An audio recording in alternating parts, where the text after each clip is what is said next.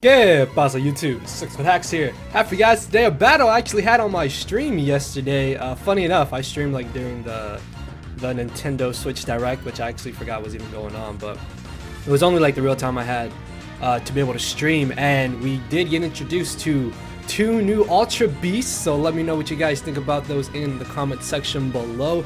I will give you guys my thoughts of them at the end of the video. Would really be interested to hear what you guys have to say.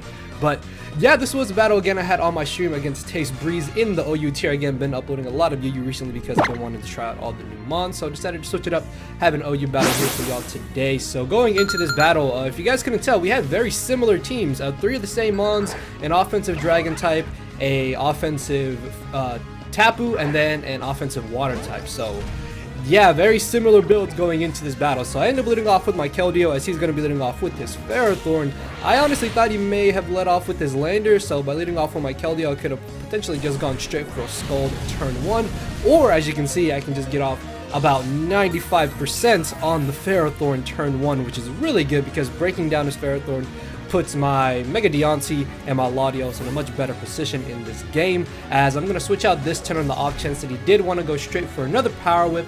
I thought that he would have been able to knock himself out to the Iron Barbs, but he actually does end up switching out here into his Landers, which I'm perfectly fine with. Him either switching in the Landers or potentially bringing in the Tapu Lele would have also been a pretty solid play for him to have done, since I was locked into the Sacred Sword and I have choice spec, so obviously they do resist it, so I'm not going to be able to 2KO them on the switch in, and then I can find out what kind of sets they are. But it turns out that he is going to end up going straight for the Z move this turn, and much like I did to his Ferrothorn, he's just going to nuke me real quick with an absurdly strong move. But I will actually be able to get up a layer of spikes in this battle because he doesn't have any form of hazard removal, plus his Deontay has not Mega Evolved yet, so I don't have to worry about that potentially coming in and then bouncing them back to me. So I'm going to go ahead and switch into my Landers here on the off chance that he either wanted to try to get up his own Stealth Rocks or go for the Earthquake, as he did here. Honestly, him going for Rocks wouldn't have been a bad play either, but Earthquake was the more aggressive play there in that scenario, and what this will allow me to do is get up my Stealth Rocks, which means I now have a layer of spikes up and I have Rocks up, which means I will be in a pretty good advantage in this battle. Plus there was a good chance that he might have just tried to get up his own Rocks again, or maybe he would have gone for the Hidden Power Ice just to see what kind of set I exactly was. He might have also been fearing me being Z-move and then going for the Continental Crush on him and maybe knocking him out, which is probably why he decided to sack off the Ferrothorn here. Honestly, his only real switch into his Landers outside of his own Landers was his Ferrothorn, so I expected him to bring that in, and then from there I was able to get up my Rocks and then knock him out the following turn. Unfortunately though, this does give him a free switch into this Greninja. Now Greninja can either be Protein or it could be the Specs Ash set. Either way though, both of my water switch-ins outside of my Latios, which I don't want to switch in Latios against Greninja, are severely weakened, so I had to choose between Keldeo or my Ferrothorn to sack, and I decided that Keldeo was probably a little bit more expendable because with Ferrothorn at least I can maybe take a Psychic from the Tapu Lele, depending on what kind of set it is running, as he does end up turning into Ash Greninja. This is actually slightly annoying because now anytime this thing comes in, it could essentially just get a KO, and that could be very bad. So I end up bringing in my Deontay here because I'm very positive he is locked into the Dark Pulse. I will be able to safely Mega Evolve this turn. If he had been like an Extra Belt set or like a Wise Glasses set, that actually would have been very terrifying, since he would have been able to knock me out with a Hydro Pump potentially. And I actually make a bit of an error here, and I forgot to Mega Evolve. So I go for the regular Diamond Storm as Deontay, but thanks to the speed buff this generation for Megas, I don't have to worry about this Landers potentially outspeeding me, so I will be able to Mega Evolve, gain my 350 speed, and knock him out with the Moonblast, which is really nice because now he loses his Stealth Rocker, although I guess he could have Rocks on his Mega Deontay because I had a team Stealth Rocking Mega Deontay as well.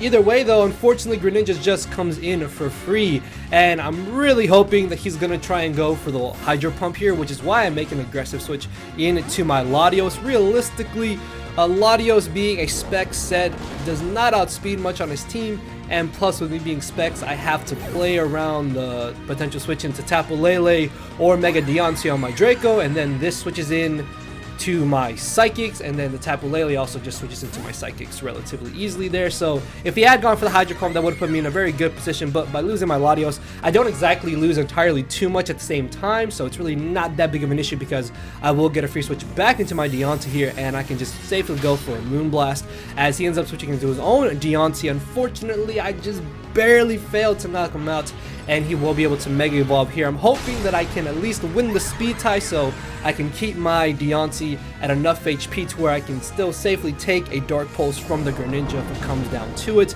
Unfortunately though, he does win the speed tie, and this now puts me in a very tough spot because if he has Scarf Tapu Lele, which at this point I was debating in my mind, either he has Scarf Garchomp or he has Scarf Tapu Lele. One of those two has got to be Choice Scarf. Like there's no other way around it. It depends on which one is Scarf though, that will determine on how this battle will go, because if he has Scarf Tapu Lele, if he has Scarf Tapu Lele, then if my Coco gets too weakened, it could literally just come in and win late game because I've lost both of my Psychic resists in my Ferrothorn and my Latios. So he's going to make a very good play here. Goes for the Water Shuriken, knowing that I don't exactly have the best switch-ins to any water type move. I was honestly just sacking off my Ferrothorn at this point, but the fact that he did go for Water Shuriken was a really good play on his part, because what this now allows him to do is get off a huge hit on my Tapu Koko, which is the only Pokemon I can now bring in against this Greninja to potentially outspeed it. What the hell? Sorry. I'm really sorry.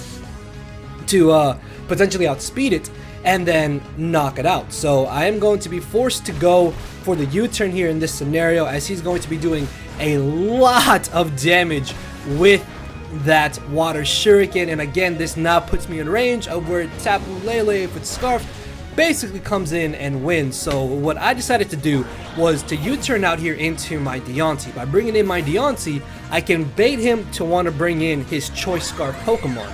And again, it's either Garchomp or Tapu Lele at this point. I'm like 99% of it. So he ends up bringing in the Garchomp here, and I'm thinking, okay, this could be Scarfed, which means if this is Scarfed Garchomp and that is not Scarf Tapu Lele, I have a chance to win this battle. So I'm going to switch out here into my Landorus, expecting him to just want to go for the safe Earthquake, or maybe just go for the Stone Edge, but it turns out that he's got the Rock Slide, which is perfectly fine. That is going to be doing 0 to me, so I essentially just got a very safe and free switch into my Landorus here. And what I can now do is just safely go for the Earthquake and either 2-hit KO this Garchomp or potentially knock out the Tapu Lele on a switch-in. Either way, my best move to do in this scenario is just to try to spam the Earthquake.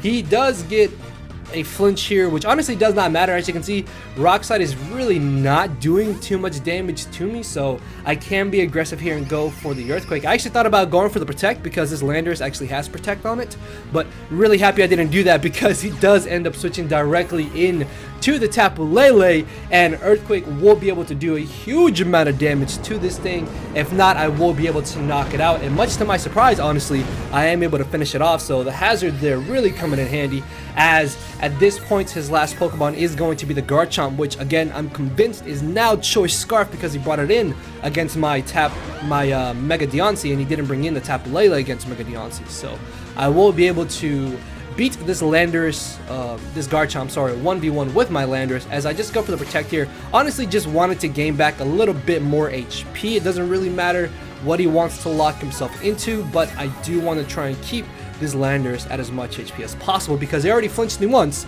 He could possibly get like 5 crit flinches in a row. You just never know with Pokemon, and the sad thing is that can honestly actually just happen. He could have literally crit me 5 times in a row and got 5 flinches in a row with those crits. So yeah, just protecting there for even like 4 more HP could have potentially saved me if that scenario had come up. So I sack off my Tapu Koko. This now does give me a free switch into my boy Landorus, and Landorus is pretty much going to show his dominance in this match, because there's no way Garchomp can beat Landorus at this point.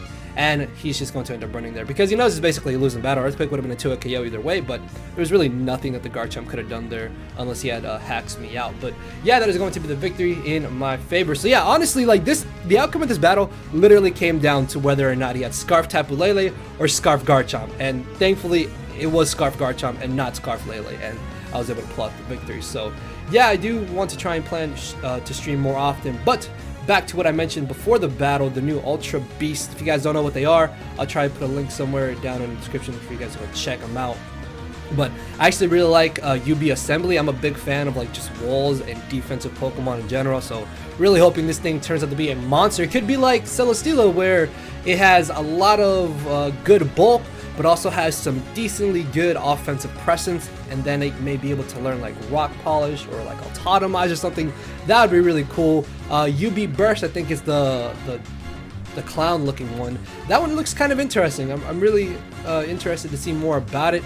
But overall, I like Assembly more. I like both of them, honestly, but I like Assembly more than Burst. But I hope either way that they're both going to be good. Or Assembly could just be like Guzzlord and it'll just be absolute Garbodor. But hey, we will find out more as the games come out. So yeah, again, let me know what you guys think about him in the comment section below. And with that being said, I'll see you all tomorrow. So later. Cause my brain and heart are both tied in a knot, and this hinders me from crying a lot. This causing me to show no emotion. But when I said I cared, I wasn't joking. But I guess it's too late for me to become broken. For now, I'm living with no more pain, tears, or hoping. I'm just coasting. Yeah, I said I'm coasting. No more pain, tears, and hoping. For real.